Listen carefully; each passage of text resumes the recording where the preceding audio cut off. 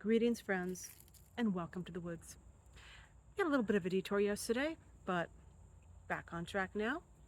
And I want to share more binary synergies.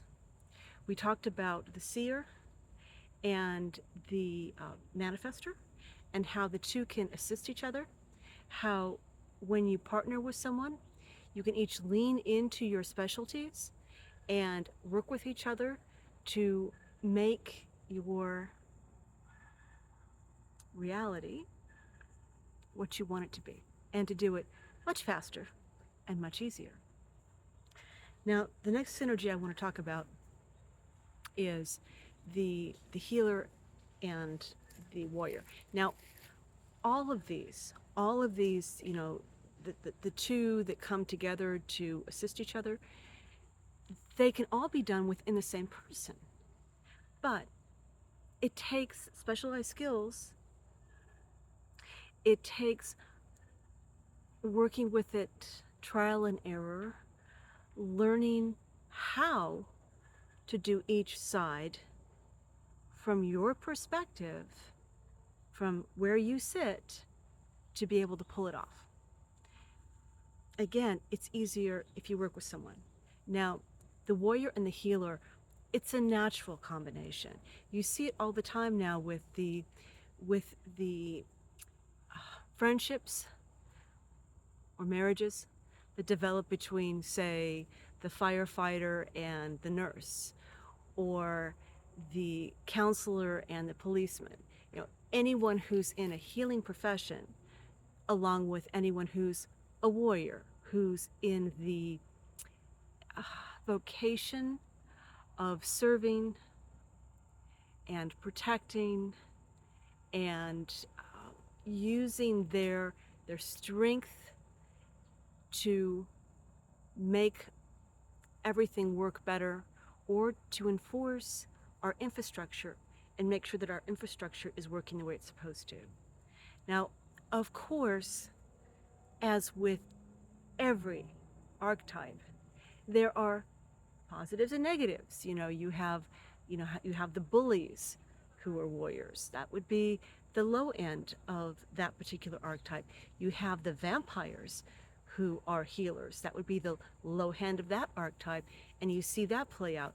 But the nice thing about when they're working together is they're keeping each other honest. They will let the other one know when the other one has stepped outside the boundaries. And that's probably one of the most important things that they do with each other. The healer, the big issues or problems with a healer is they can overextend themselves. They can get so dedicated to what they're doing that they will stretch themselves out. They'll put so much into helping others that they don't help themselves.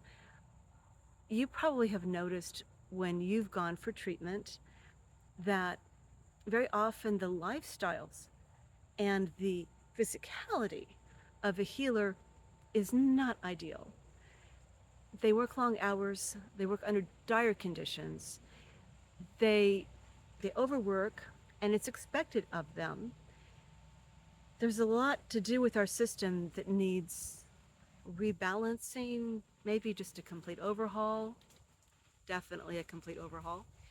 But the people who are actually of that vocation, who are true to serving the patient, who are true to helping, and who have that within them, will need to be reminded on a periodic basis that they need to stop and take care of themselves. They need to cut off the connections they have to those they are helping and regenerate their own energy. And the warrior is very good at policing the healer on that issue. On the other hand, the warrior can tend to overdo it on their end. They can, just like the healer, do too much, push their body too far, too hard, too long, and they won't even notice. They, on both sides, they won't even notice that they have gone too far, that they have they've hit a wall and they've gone past the wall, and they're going into territory that they're not going to be able to fully recover from. But just as they are both, the mindset and the heart set is to serve others, they can remind each other, they can come together in a harmonious union to help each other know their limits, or know their limits of this moment, and when it is not wise to push beyond. Now, with the healer, it can be overboard in helping to a point where it's not good for the patient. I've seen people keep a sick person alive when the sick person is actively fighting that. And as far as the healer is concerned, any bit of life is worth fighting for. But as far as the patient was concerned, the quality of life was more important. Now, in that case, having someone close to the healer who can intervene and point out, within life you have a cycle, and sometimes that cycle is about ending. That's where the warrior comes in. The warrior has a very good understanding of the transformations of life, the natural cycles of life, and freedom. Unfortunately, healers tend to get locked into how things are supposed to be and the structures of how things are supposed to be and upholding the structure. Whereas the warrior often has the ability to break free of that and understand that the structures are a guideline but not a prison. And they can remind the healer of that and help them with that mindset. Now, the warrior, on the other hand, their temptation at times is to overstep, to get very frustrated with the injustices in the system and overstep them and push it. In that case, the healer can come in and remind them, we have rules for a reason. There's another way of looking at this. Let's try it this way.